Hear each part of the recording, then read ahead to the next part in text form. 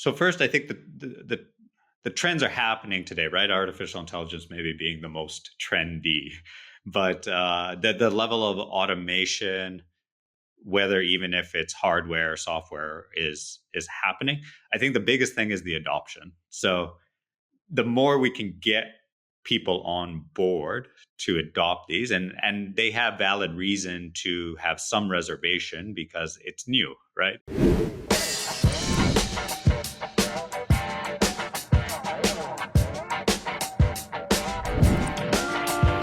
Hello, everyone. Welcome to another Wisenetix Podcast. I'm Ricardo Vivian, your host for today's episode. And today I have here with me Dileep Sharma. He's commercial sales and marketing lead at Serket. Welcome, Dileep. Thank you. Thank you, Ricardo, for having me. So, Dileep, as usual, the way we start here is learning a little bit more about our guests. And if you could start talking a little bit more about yourself, who is Dileep? Happy to do so. So my name is Dileep Sharma. I was born and raised in Manitoba, Canada, where I did my agriculture business degree from the University of Manitoba. I've had the good fortune of traveling, working both Canada, US, and Europe. So I'm currently residing in Amsterdam, Netherlands. Been in Europe for 12 years now, married, and father to a 3-year-old daughter. That's awesome. 3-year-old. That's new. I didn't know that. Nice, nice. And Dilip, I think I know one of the answers for my next question here, but we want to know a little bit more about also uh, your experiences, right? What would you highlight as your top three experiences so far? And they can be either personal or professional. Anything that was essential to you so far. Yeah, sure. So I guess somewhat predictable now that I sort of told you a little bit about myself, but definitely now being a father of a 3-year-old has definitely been, yeah, a blessing, and yeah, sometimes a curse depending on her mood. But nevertheless, that's been a great achievement. Also, having that opportunity to be able to be working in a global capacity, living abroad for a number of years, and even being able to take time and moments to even travel with my wife for her work, and even living in and working in different destinations. Most recently, we were in Southeast Asia, specifically Cambodia, and we got to live there for 4 months. So having that good fortune of working for a company that allows remote working, and then being able to experience different cultures and living amongst those has definitely been something that I'm very proud of and fortunate to have been able to do. I relate a lot to this. Nowadays, I'm staying I'm staying here in my hometown, Porto Alegre, and I've been here for a while. Especially because my fiance, she's a doctor, so it's quite hard for her and be in other places. But that's something that definitely brings a lot of great experiences and great growth to anyone that has the opportunity to experience it. Absolutely. So I miss a Absolutely. little bit the traveling. uh, and Dilip, so today you work more in the commercial side of things in Circuit and marketing, um, but thinking about your role, actually not exactly your role, but how would your parents perceive what you do, right? How would your parents describe what you do today? Yeah, so it's interesting because I have had the opportunity of working in different industries, but they always know that I started in agriculture. And so they always know it's something to do with farms, even though I was maybe working for a retailer for 8 years. They still think it's somewhat farm related. Um, the sales capacity in my role today is, I would say, a little bit newer. The A lot of my expertise or experiences have been around the marketing side, so they just equate it to now he does advertising and in this case, it's with pigs. So it's very short and yeah, I guess concise on their end. But that's much. I think again, my daughter puts more value in. I think he works with pigs. Are you going to a pig farm today? Is what she says. Well, at least they know it's somehow related to communication, advertising, and things. So you got it. You have the summary there. Awesome. Uh, Yeah. and Dilip, this is a question that we do, for us to transition and start talking a little bit more about business experiences and all those things that will bring, the value to the audience. And the way I want to start this conversation is going a little bit more through something that you brought us already, right? Your extended experience in a global market, living in Canada, US, different places in Europe, and how those experiences brought you the growth and the experiences you have today. Put you where you are right now. From all of that, being different industries and regions, what would you highlight as key insights and experiences from your career that helped shaping your way of working and your approach of work in the agricultural? Yeah, so it has been a journey and a learning experience. So coming from Canada, different culture, communication styles, working relationships don't always transfer what you might think to North America or in the US. So just because we're neighbors doesn't necessarily mean that is always the best approach. And then certainly transferring that into a European environment. So a lot of the things that I've learned over time, active listening, adapting to the environment, again, the cultures, communication style, have all been things that I've learned and come across through this journey, and so it's definitely been helpful in my own approach to learning and self awareness on how to handle situations, good or bad. But yeah, it there are differences in this world, and so it's most important to be able to adapt and be aware of those situations to then further build on and learn from. The ones who adapt are the ones who survive. I'm a big fan of adaptability. I see myself also as a person that can adapt to different environments and scenarios. I think that's a very important skill today, especially in a world where we live, where things are changing so fast. So not only adapting to different cultures, but I don't know, different technology, different challenges. The challenges we're gonna face in the next few years are different from the ones we've been facing so far. So I think that's something that is key. And you also mentioned active listening. That's what makes it possible, right? Absolutely. Truly understanding the where you are, trying to have a good read of the people, of the market, of the cultures. So then you can adapt, not doing it randomly. And of course the willingness, right? The willingness to learn Yeah, and meet new people and engage. I think is also just something that's very important. And curiosity mind, open mindedness, absolutely, absolutely. And for me, it's kind of an exercise also, because I felt as I traveled, when I went to live abroad in Australia, then I went to the Middle East. I noticed that I was being more open minded and learning, but I also see a trend that as you sit in your comfort, not exactly in your comfort, but when you're not changing environments, you're more on that daily routine. yes, There, I see some trend on us getting again in the comfort zone, and we need to push our curiosity mind, right? We need to make this active effort, this exercise to keep open to the world. indeed, indeed.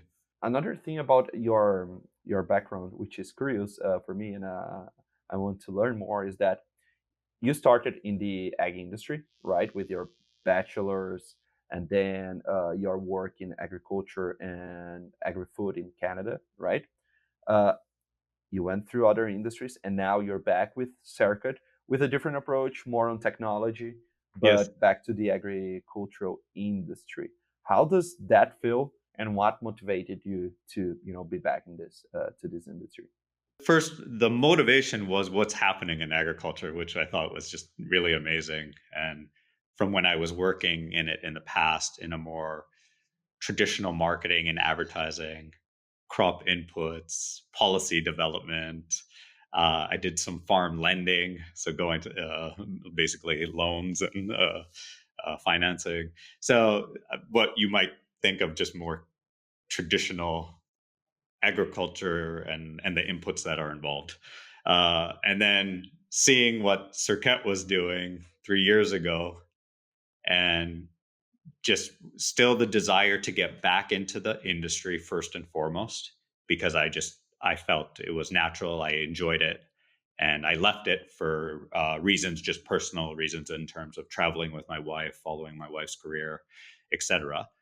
Those were all valuable experience. But coming back to what we're doing today with artificial intelligence uh, uh, and livestock, to me was just it just was so fascinating that it's advanced this much, or maybe it was already happening, but I just was not aware of it because I was out of the industry. I felt compelled to really get back in that capacity and wanting to rejoin and be a part of the agriculture community. It was comfortable for me as well. I made a lot of friends, mentors in the industry when I first started, and wanted to re-engage and reconnect with those people as well, and just continue to build on that. But that was probably the most attractive to Serket as well, was not only the technology but the ability to go back to people that I was really fond of working with, and being part of those teams. I see this a lot also, like how we are as humans, we're able to open doors, start relationships, and even if you have your time off, like off the industry or wherever the reason, you don't see those people for a while. But if they are people that are relevant to your history, to your background, people who you've built strong relationships with.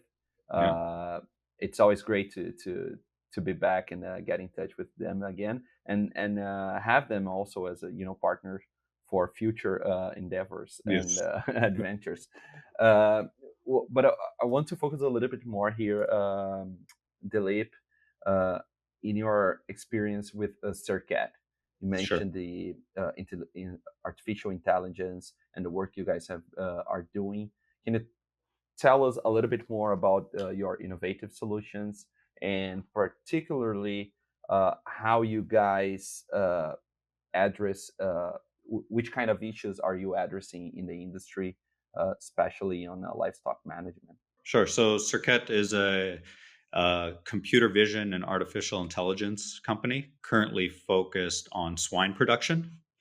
So what we are building are AI models to detect anomalies in pig behavior. So we currently are doing this with standard security cameras that are mounted in pig pens or in R&D facilities, and we're looking at the behaviors of the animals currently at a group level. And so what that namely is eating, drinking, inactivity, laying, or movement. And so with these core behaviors, we determine thresholds or anomalies and relay that message back via notifications on a mobile application or desktop application. So that's sort of the foundation of what we are doing. And over time and progression wise, we will continue to build on these behavior detections and then get into more of a predictive analytics situation or scenarios. And so that's what we're doing today. Again, focused on swine production, and our natural progression will also lead us down to other livestock species. And can you go a little bit deeper here on how it works? Not exactly the technical part of it, but when you mention this behavior analysis you guys are working with, uh, is this something like that works individually for each pig? Is this something more like in a group level? And I imagine you guys will also that's an idea if you're not doing it. I don't know if it would work, but probably as the machine learns the patterns and everything, are you guys also able to? So that would be a second question. Are you guys also able to track what are the actions that are being taken in order to solve the problem you had with their behavior?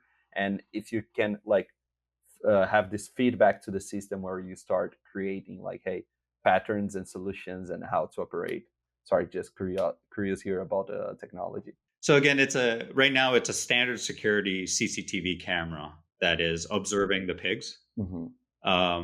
And the AI then is analyzing the video footage to determine if there's an anomaly. So what we know today is a farm worker or caretaker in a pig barn only has 1 second per pig per day. The scale is too high for the human eye to detect anomalies at a given point when they're walking those barns or pens. And so our system is acting as your eyes and ears, or your eyes, I'm sorry, only at this point, 24/7. So, and what's happening then is when there is an anomaly or a pattern deviation, like the pig is eating too much or not eating at all, or is laying down for longer periods of times than what you would expect, that is when that notification is sent. And those insights are shared with whether the farm worker or the farm manager to be able to take an action. So maybe like a use case, for example, heat stress.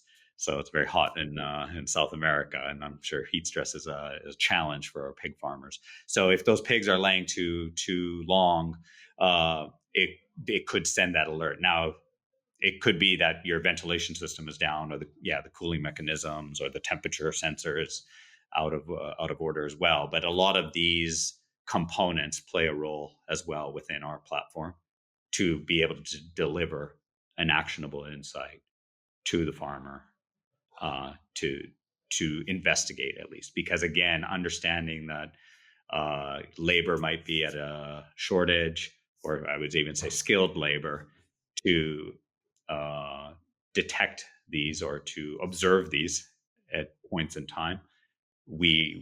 Our hypothesis and our approach to this is that you could have this vision applied continuously throughout the day and maybe focus on other matters, since there are many jobs to be done on the farm. Absolutely. Well, you mentioned it's the eyes, not only the eyes, but the eyes in the brain, right? Because Yeah, sure, it will not absolutely. only look at it, but identify and help you really taking action. Um, and the work you guys are doing also impacts, sustainability in some sort of level, animal welfare. Um, how these priorities that are priorities for the world today, animal welfare, for example, how these priorities are aligned with Serket's work, Sure. and how do you think they contribute for a more sustainable and healthy livestock industry? So it's clear that, of course, consumer demands and expectations and even perceptions are at a high level now, and we see that globally. Of course, geographically, there's different components of that regulate that. But the work that we're doing at Serket is focused around the welfare of the animal. And so pigs are highly intelligent species. Observing them, again, very limited time in doing so. But we want to make sure that at least we do it in a non-evasive manner as well. So right now, currently, our technology is not utilizing any sensors, for example. So it's pure vision technology, and therefore that in itself is a component of animal welfare, or not disrupting Mm-hmm. the barns or the pens. So being able to observe those pigs and not create any stress level is something that we are aspiring to or continuing to build on in the future. You mentioned individual identification. The use of a sensor may be applied to do that, but yeah, our core belief and one of the values is the welfare of those animals, the happiness of those animals throughout the life that they are, and so we take that at heart, and that's why having something like vision technology is not only interesting but applicable because you're actually not putting any sort of invasive devices on the pigs or anything like that. So And I believe the work you've been doing is right now is a little bit more focused in Europe. How is the I don't know sure. your focus right now? Is it like spread in North America and Europe? How is a Serket's approach to the regional markets? So we are headquartered in Amsterdam, Netherlands, and we have an office in Budapest, Hungary, where our CEO is from. And but we have a global approach. So we have worked with farms in Southeast Asia. Yes, we have a strong presence in Europe, working with organizations and farms. We also have actually a new development and working arrangement in Brazil right now that we're working on.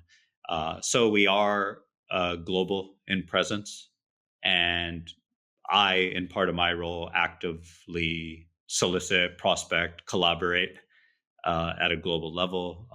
As I mentioned early in my own personal and professional experience, reconnecting with the ag community in North America has been a priority of mine, and I've been able to do that with this role.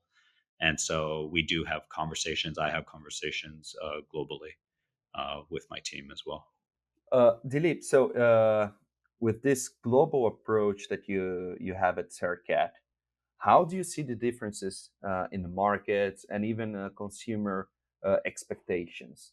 How do you see, especially the differences among North America, Europe, and maybe Southeast Asia when it comes to animal welfare, sustainability in general? How do you perceive this? So I think it's definitely important to understand from a pig production perspective or swine production. There's different systems globally. So for me and not my team and our job is really to understand those systems as well, to be able to again go back to adapt how we can approach this. But welfare, I think, is universal, right? And I think the approach to it, or how the consumer perceives it, seems to be global, I guess. And so, but how it's handled is different. And so, at least our experience in being here in Europe, there are maybe tighter regulations. I can't speak direct to the US regulatory system, but what I've seen and read about more recently about this Proposition 12 out of California that will have an effect on pork producers in the United States is something maybe that we're already experiencing here in Europe because of the regulations of how barns are set up, pens are set up, stocking density, etc. So regulation, of course, plays then a role in all of this. And what we will experience here in Europe in 7 years, so by 2030, there'll be regulations about tail docking and the banning of this. And so these are all components of sustainability and more importantly, animal welfare. And so our job is to understand those and see how we can play a role in collaborating and supporting our clients and potential customers. But it all comes back to our own proposition that is embedded in that, which is again, we're using technology to automate processes that might be perceived as non-invasive, and in fact, then help the animals and the producers, and translate that to the consumers, of course, to talk about how the care of the animals is delivered, the traceability of those animals, et cetera, which are all components and attributes that consumers are also interested in. So hopefully the the trends and consumer habits don't Yes, change too exactly. much. I love my bacon, especially in the morning with some eggs and a good cup of coffee. But looking at the industry today, the way I see it, at least, Yeah. that we are in the beginning of something that will be great and that will impact everyone. Like, if not everyone, besides a few exceptions, all your producers and production systems will engage with those type of technologies, because at the end, as you were saying, those technologies, they mean more control of your production, better management, less problems with a shortage of labor, and more profitability, right? What are the emerging trends that you see that are to come in the industry, especially in the AgTech side of things? New solutions, or even the evolution of how we are using the artificial intelligence. Probably the more you work with the customers and partners, more insights, more data you will have. What do you see? I don't know, in the next 3, 5, 10 years, that are the things that will change, and the emerging trends in the ag tech. So first, I think the trends are happening today, right? Artificial intelligence maybe being the most trendy, but the level of automation, whether even if it's hardware or software, is happening. I think the biggest thing is the adoption. So the more we can get people on board to adopt these, and they have valid reason to have some reservation because it's new, right? It's new technology, and so they would like to have some evidence on how it's going to ultimately make them more profitable, and that's understandable. And so that's why, again, we work very closely with the people that we are going to engage with, hopefully in partnerships and collaborate, because we want to be able to prove out what we're doing. But so a lot of this technology, whether it's again computer vision or sound mechanisms, sensor technology, maybe even the goggles, the artificial, the reality goggles in the barns. I don't see any of that being challenged. It's just a matter of being able to apply it at scale Mm-hmm. that then ultimately deliver the results that everybody is after. So I that's part of like the journey of this conception of these ideas is fantastic, right? A lot of really smart people, entrepreneurs coming up with these great ideas, cross industry ideas, and application. But one thing's for sure is the adoption of it and the scalability of it is always going to be the challenge in things that are sometimes status quo. We obviously want to challenge status quo. We believe that there's alternatives, and but it is a journey. We have to go along with, in this case, the swine community Sure. and evolve with them. And sometimes you have to go at a pace that maybe might not be favorable in terms of what we would like to see move fast, like as startups do. Uh, but um, but yeah, I think it'll happen, and I think it'll happen sooner than later, uh, just based on what's going on with the industry, specifically in swine and livestock production. Yeah, I can draw a clear comparison here to other things that maybe are harder to be adopted in the ag industry, in the ag sector, in comparison to the others. If we look at historically at how the ag is done, we have producers and a community that can be a little bit more traditional or conservative in applying new technologies, right? Uh, which is totally, as you mentioned, it's something that is totally explainable, especially when you are in an industry where there's a lot of risk. If you're in crops, you might lose everything. You might have a bad year that will cost you, I don't know, a few years of your finances. And it's the same for the pig industry, or the prices are there's some fluctuations in prices. Cost per production can be high, and again, those solutions are coming to help you with that, to Sure. help reduce this type of problems. But still, there's it's like batting, right? But once we start having more people adopting those technologies, for sure, the technology will start getting cheaper, Sure. and more people will have the experience. The word of mouth will definitely have some impact. Hey, I've been trying this, it's working. So it's as you mentioned, it's more a matter of a time than a matter of if it's happening or not. Right. And I want to, as we have some time here, I want to go a little bit deeper on that. You've been working with communication and marketing, and in the beginning of our conversation, you you you mentioned active listening and the capacity to adapt to different cultures or markets, right? How do you see this challenge in the industry? You're facing this right now, uh, having to sell this idea to producers. How do you bring your knowledge, your experience to make this easier, especially when it comes to marketing and communication, because it's a really really tough job. I can see it. What do you do today? I don't know if you want to share any secrets or paths or tactics.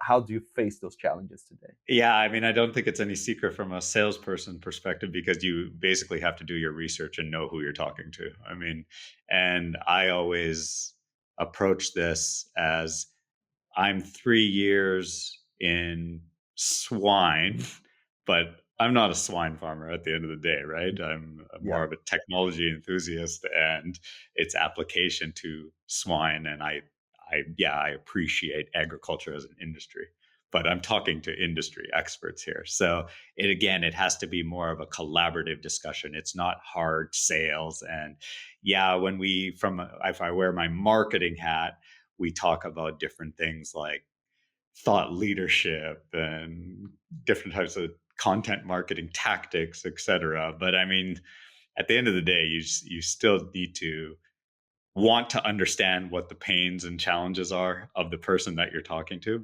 and still have confidence though that what you're delivering or attempting to deliver can in fact help them. So that's our philosophy. We believe that computer vision in a in a in a swine setting, pig production environment, can support you. And so those types of discussions have to be at the forefront, or that type of philosophy has to be at the forefront. And then it comes back to that listening. Okay, well, what are you doing today? Or asking some of those questions and being curious. What are you doing today? Do you think this can help you?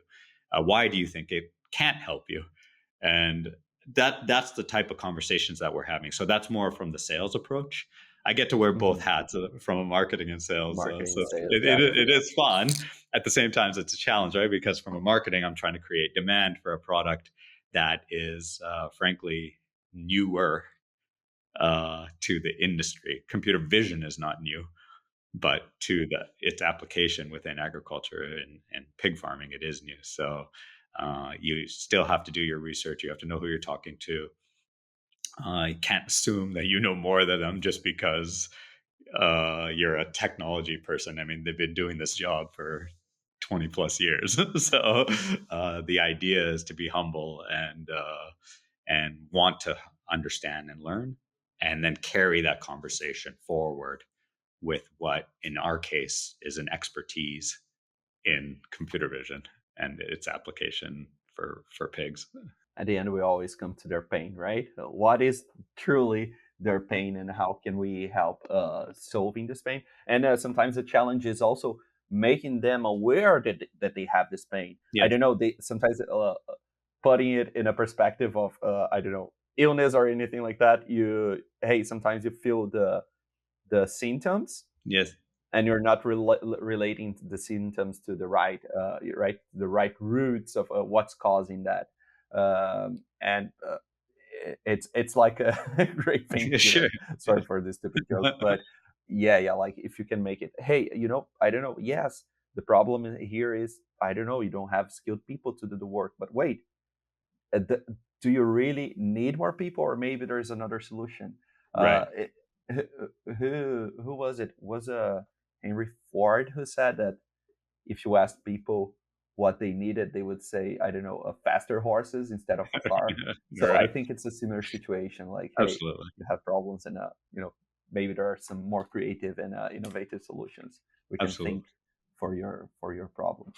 And and Dileep, my last question here is just bringing, not exactly in regulatory, but do you see any movements in Europe, Asia, anywhere in the places where you've been working on, do you see any movements of governments or the state facilitating those sort of initiatives and trying to push them as solutions for their farmers? Is there any support from their side? I would say so. Definitely in the Netherlands, we see a lot of government support and programs enabling farmers to adopt technology. Again, understanding that it could be a capital investment that they haven't thought about making, or they've viewed it as maybe too high of an investment. There are programs that I've seen, and we try to work with those program directors and owners to help facilitate those conversations as well. It's in our interest, of course, because we want to be on the farm and showing what we and demonstrating what we can do and how we can help. Of course, the incentive for the farmer is that there's a monetary incentive to offset some of that capital expenditure that they would have to incur. And then in the end, yeah, you can see what the results are, and again, ultimately determine how it best fits your operation. So um, I'm not overly familiar with what's happening in the U.S., but you do read about USDA grants and different programs that are also enabling farmers to take on these projects. And again, I've seen it quite active in the Netherlands. So, Dilip, this was basically our conversation when it comes more to the challenges you have right now, the adventure with Serket and your background. Just for us to wrap up here, there are three more questions I want to make. Okay, so wrapping up here, Dilip, if you had one piece of advice to give to someone starting their career in the ag and marketing or sales in the ag, what would it be? For me, it was again. I go back to just being and wanting to learn about what you care about. If you have the opportunity to get mentorship or accept, I know mentorship is not always asked for, but if you know that there's someone that you can relate to and be and be managed by, or have that level of mentorship, I would encourage that, because that's not always available. And so when those people come along, I think it's important to hopefully you can recognize that opportunity and seize that moment. Because like I said, people may seem like they're too busy, or whatever the reasons may be, but I think those they do present themselves. But if you can be keen on identifying that, I think you're a lucky individual then. Man, I remember when I was just before my graduation, I did some like VAT, not veterinarian, like vocational education and training. Um, and that was something that always had on my mind. Like, hey, it's just you see a lot of good people around, but it's hard sometimes to find a person that will be, or the people, not exactly the person, but the people who will be references to you and that are near enough that you have like enough contact with so you can learn with them. And I always had this in my mind throughout my bachelor's and the places where I worked, where I was mostly working as an individual and didn't have this reference. I always wanted, hey, I wanted someone to be my mentor, either a great boss, someone skilled and good. And I'm happy enough that I found those people in my Right. way. I was kind of anxious when I wouldn't find them, but they make all the difference. They make the path clear for us to our journey for sure. Yeah. I love this is a great sort of advice. I will reinforce it, and the curiosity mind, of course. You know, stay hungry, stay foolish. um awesome. And Dileep, any suggestions of books, movies, podcasts, anything you would like to suggest to our audience?